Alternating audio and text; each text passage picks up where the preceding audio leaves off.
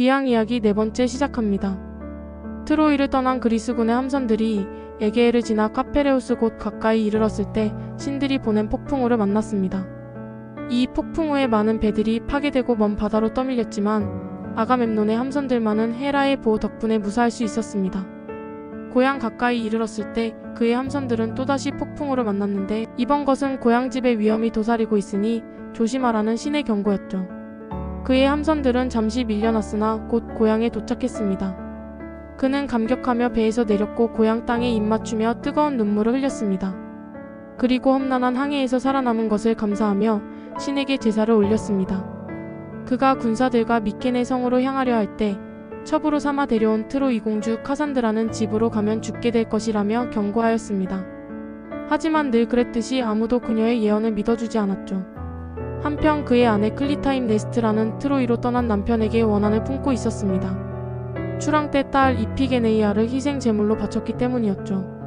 또 오래전 그녀는 탄탈로스와 결혼해 아이도 낳았지만 아가멤논은 남편과 어린 아들을 살해하고 그녀를 약탈하듯 결혼하였습니다. 여기에 나우플리오스의 이간질과 부추김까지 더해지자 그녀는 남편을 배신하고 다른 남자와 바람이 났습니다. 그녀의 정부가 된 이는 티에스테스의 아들 아이기스토스였습니다. 아이기스토스 역시 아가멤논에 대해 원한을 품고 있었죠. 아가멤논의 아버지 아트레우스와 아이기스토스의 아버지 티에스테스는 형제였지만 미케네의 왕위를 두고 잔혹한 싸움을 벌였습니다. 자세한 이야기는 이전 영상 탄탈로스 가문의 저주 3편 아트레우스와 티에스테스를 참조 바랍니다.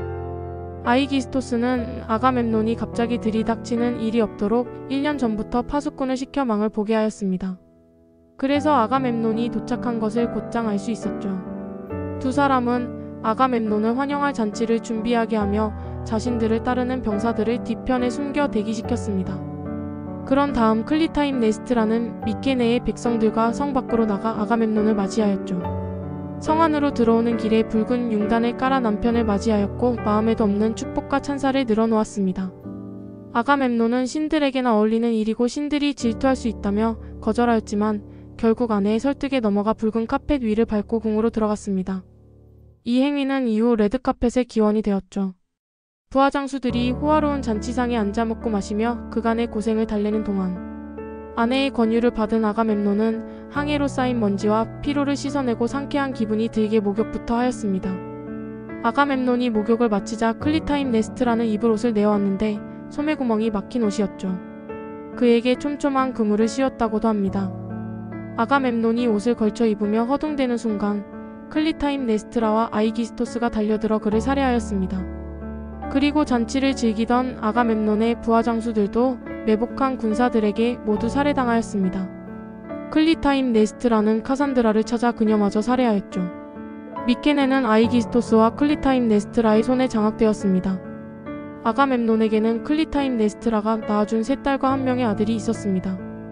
맏딸 이피게네이아는 10년 전 트로이로 떠날 때 제물로 바쳐졌고 엘렉트라와 크리소테미스라는 딸들과 이제 12살의 아들 오레스테스가 남아있었죠. 아이기스토스와 클리타임네스트라는 아가멤논의 아들이 자라 복수할 것을 염려하여 죽이려 하였습니다. 하지만 누나 엘렉트라가 동생이 위험해졌음을 알고 빼돌렸죠. 그녀는 믿을 만한 사람을 시켜 오레스테스를 포키스 지방의 왕 스트로피오스에게 맡겼습니다.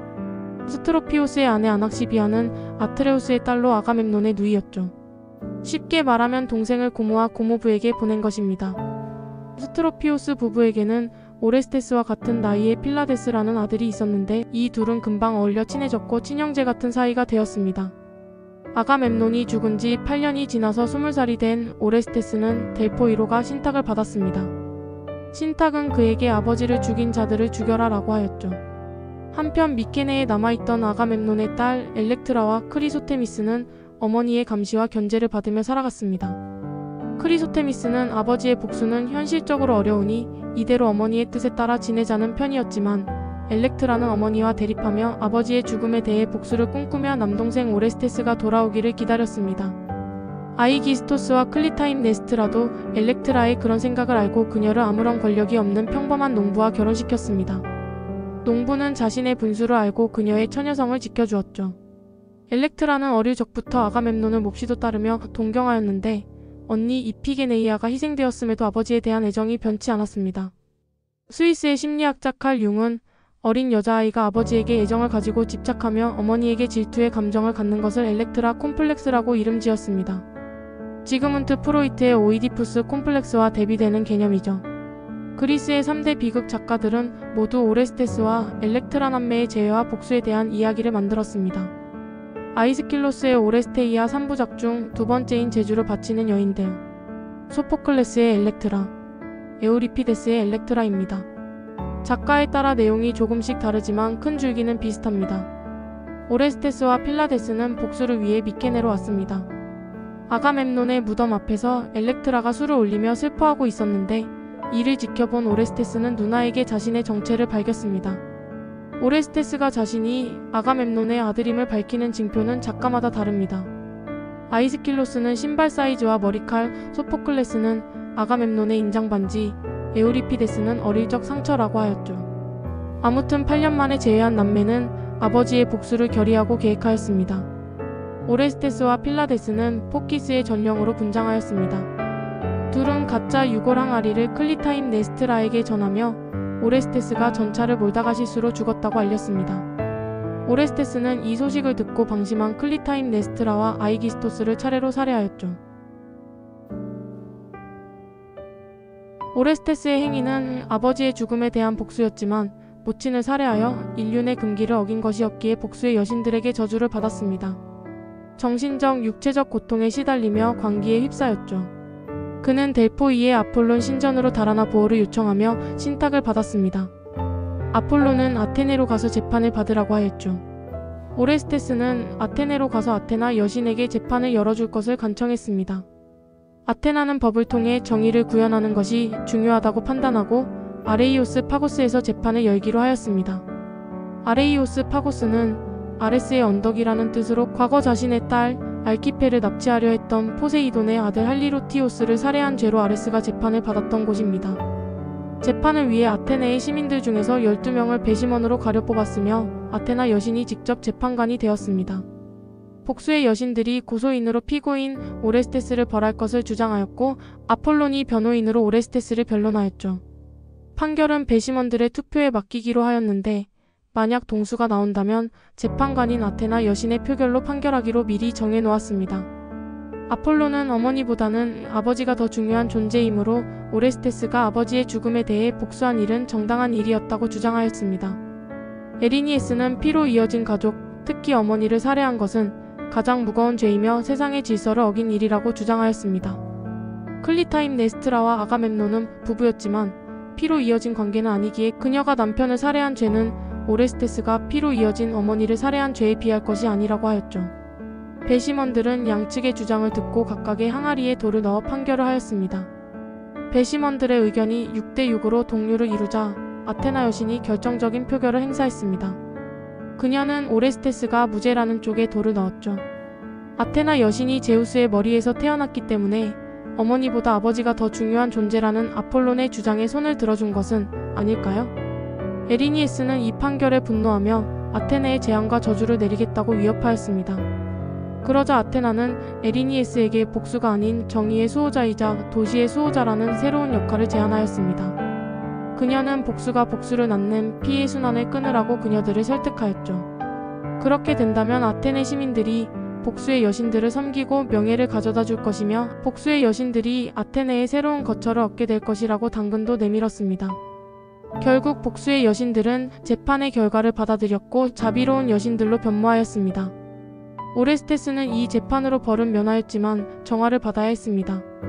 아폴로는 그에게 타우리스에 있는 아르테미스 여신상을 아테네로 가져오라는 임무를 주었죠. 오레스테스는 친구 필라데스와 함께 타우리스로 향했습니다. 타우리스는 흑해 북쪽, 지금의 크림반도에 위치한 곳으로 토아스라는 왕이 다스렸는데 그는 해안에 상륙한 외국인을 잡아 아르테미스 신전에 제물로 바쳐왔습니다. 오레스테스와 필라데스는 타우리스에 도착하자 사로잡혔고 제물로 바쳐지기 위해 사제에게 맡겨졌습니다. 그런데 희생 제물을 바치는 사제는 바로 이피게네이아였죠. 과거 그녀가 희생 제물로 바쳐졌을 때 아르테미스 여신은 사슴 한 마리로 그녀를 대체하고 타우리스로 데려와 신전의 사제로 삼았습니다. 그녀는 이곳에서 가족과 고향을 그리워하며 살아가고 있었죠. 이피게네이아는 포로들에게 자신의 고향과 가족에 대한 일들을 물으며 한 명만 살려줄 테니 고향으로 자신의 소식을 전해달라고 하였습니다. 대화 속에서 오레스테스와 이피게네이아는 서로 남매라는 사실을 깨닫고 극적으로 제외하였죠. 그녀는 동생을 도와 신상을 빼돌렸고 토아스 왕을 속이고 함께 그리스로 달아났습니다. 오레스테스는 임무를 완수할 수 있었죠.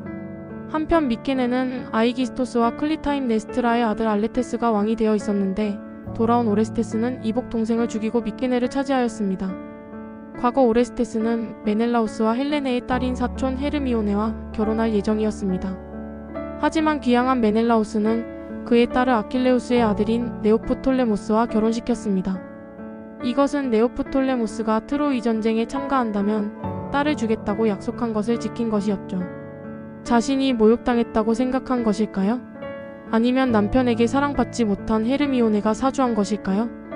오레스테스는 델포이에서 네오프톨레모스를 죽이고 헤르미오네를 차지하였습니다. 이후 메넬라우스가 죽자 스파르타는 사위가 된 그의 손에 들어왔고 또 아르고스의 왕자가 공석이 되자 이 자리도 오레스테스가 차지하였습니다.